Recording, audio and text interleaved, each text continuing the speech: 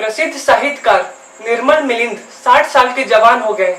अब वे और तेज गति से साहित्य की सेवा करेंगे। इसकी खुशी में संयोग ने एक समारोह किया।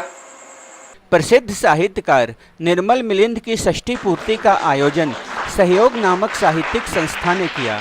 इस मौके पर समारोह के मुख्य अतिथि प्रोफेसर बच्चन पाठक सलील ने निर्मल मिलिंद के बहुआयामी व्यक्तित्व पर प्रकाश डाला। लेकिन जिसको समभाव कहते हैं, निर्मल मिलिंद से वह समभाव का संपर्क बना रहा। मैं मानता हूँ, मैं भी थोड़ा तुनक मिजाज हूँ कि मेरे जैसे व्यक्ति के साथ इतने शिष्ट ढंग से मिलिंद ने निर्वाह किया, यह मेरी नहीं उनकी विशेषता है। पीछे तो वे मेरे पारिवारिक सदस्य हो गए। उनकी पत्नी अर्चना जी मेरी शिष्या रही हैं और उनके ससुर श्री कौशल जी मेरे अभिभावक तुल्य थे, मेरे गुरु तुल्य थे। मेरी प्रारंभिक रचनाओं का उन्होंने प्रकाशन किया था। मैं बहुत श्रद्धा से उनका नाम लेता हूँ।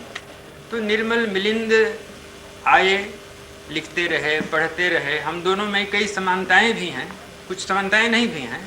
एक समानता तो है कि मेरी पत्नी पढ़ी लिखी नहीं है, उनकी पत्नी पढ़ी लिखी है, 10 ग्रेजुएट है, तो ये असमानता हुई। दोनों बौड़म हैं बातचीत में। आज मैं कह रहा था कि निर्मल मिलिंद ने घर बना लिया, बच्चन पाठक ने घर नहीं बनाया।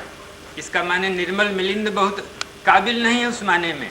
उनकी पत्नी अर्चना का जो बहुत सुघड़ गृहस्थिन है, जो शिक्षण रचनाकार होते हुए एक माता का दायित्व निर्वाह करते हुए बच्चों की उच्च शिक्षा उसने दी, विदेश में पढ़ाया और घर द्वार बनाया, और ऐसे आदमी को जो आपाद मस्तक साहित्यकार है आदमी बनाया।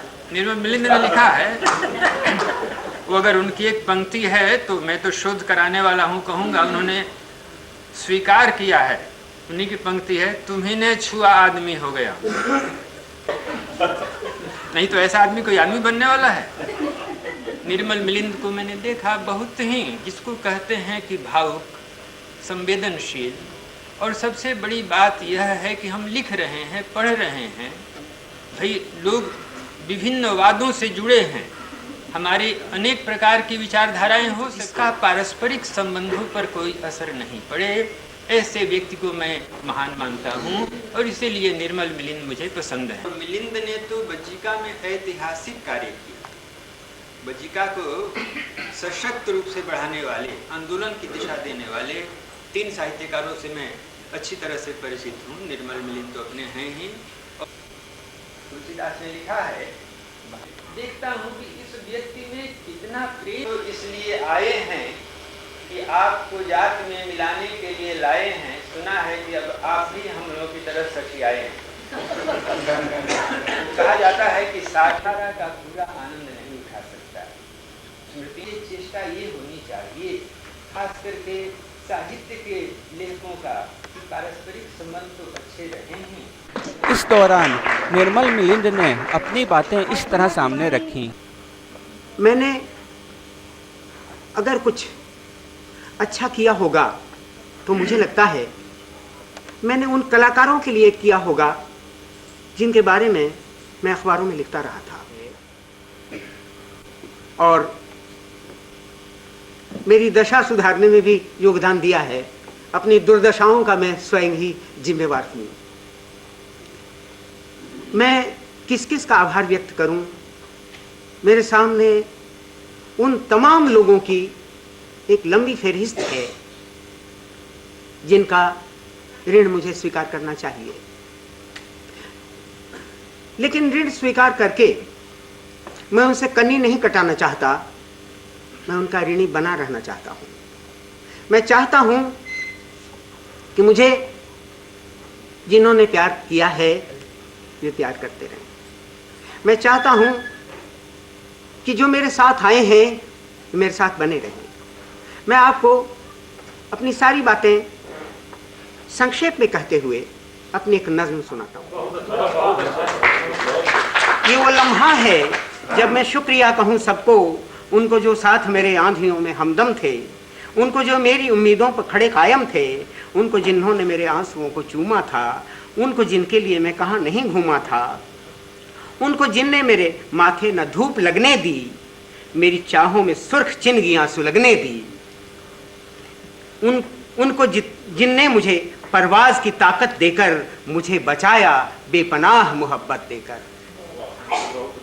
मैं कर्जदार हूं सच कई हसीन चेहरों का, मैं कर्जदार हूं सच कई हसीन चेहरों का, जूही चमेली गुलाबों का और गुलमोहरों का, जूही चमेली गुलाबों का और गुलमोहरों का। जूही को तो पहचानते हो। मेरे शब्दों से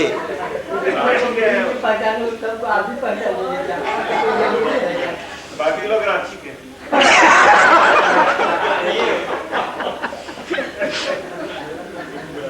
मैं कर्जदार हूं सच कई हसीन चेहरों का, जूही चमेली गुलाबों का और गुलमोहरों का। मेरे शब्दों से जिनमें भी उम्मीद जगती थी, जिनको गजलें मेरी अपनी ही बात लगती थी, उनका अपनापा मुझे बहुत बहुत प्यारा है, उनका अपनापा मुझे बहुत बहुत प्यारा है। सही में आज तक जो भी है वह तुम्हारा है, सही में आज तक जो भी है वह तुम्हारा है। मेरे ख्वाबों को लूटने खड़े हो लोग मगर मैं अपनी सांस की जुम्बिश बचा के रखूंगा। मेरे ख्वाबों को लूटने खड़े हो लोग मगर मैं अपनी सांस की अपने दिल में हाथ पैरों में सबों के साथ की ख्वाहिश बचा के रखूंगा।